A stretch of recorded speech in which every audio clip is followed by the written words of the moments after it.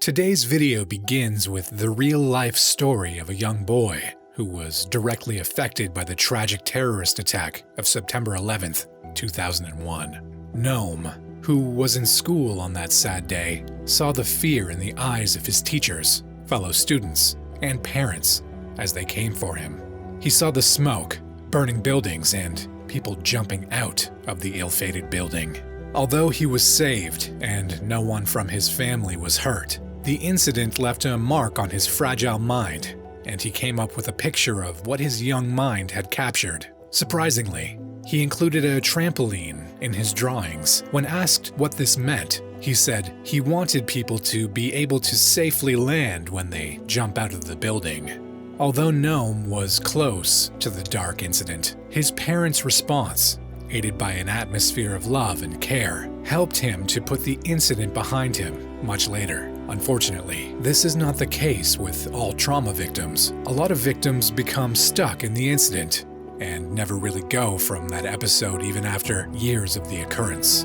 The response to trauma is based on a number of factors, and in today's video, you would come to discover how the body keeps records of traumas experienced over time, organized to survive.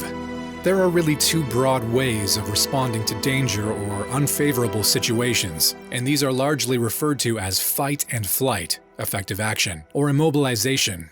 For Noam, what he experienced was the former, where helped by his teachers and parents, he was able to leave the environment of pain. This is the expected response of people in the face of danger. Under this situation, a section of the brain, usually referred to as the elder brain, takes over consciousness or rationality and only thinks of escaping danger. There is also another way of response, and this is immobilization. Under such scenarios, people are unable to respond.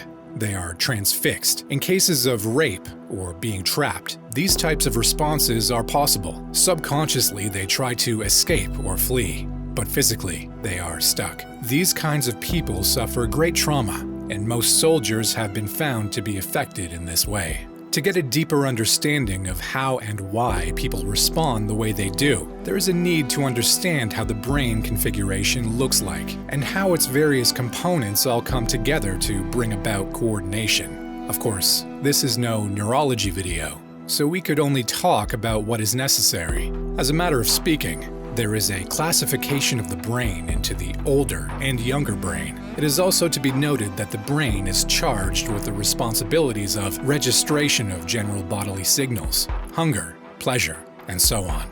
The creation of a map to point us in the direction where these needs can be met.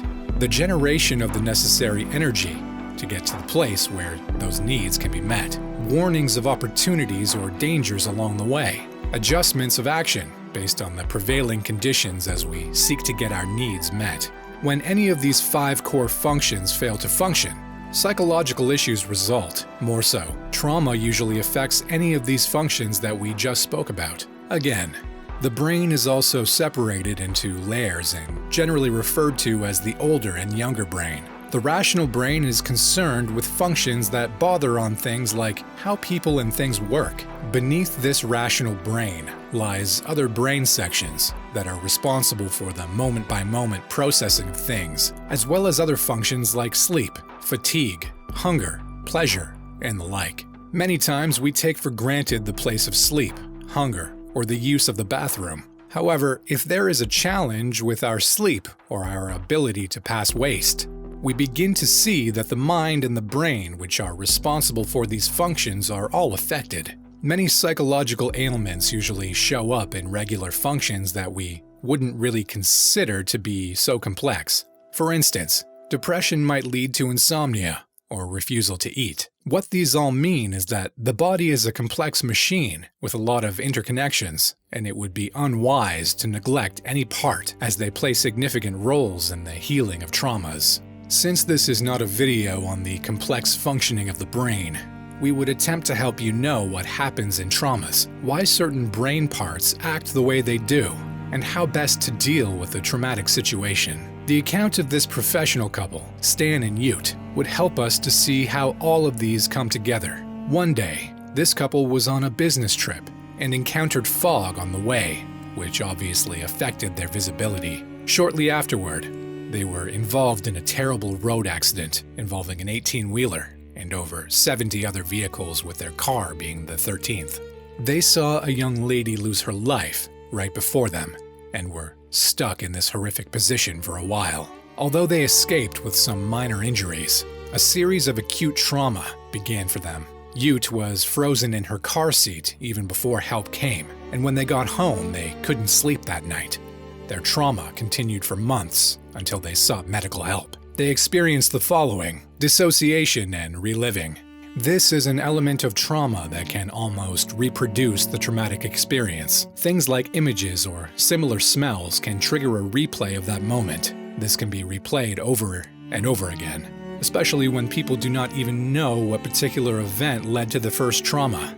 Every traumatic event has a definite beginning and end, but this unhealthy reaction can keep victims of such traumas trapped in the event for a long time. Amygdala overdrive. The amygdala acts like the smoke detectors in our houses, but in this case, this section of the brain becomes hyperactive.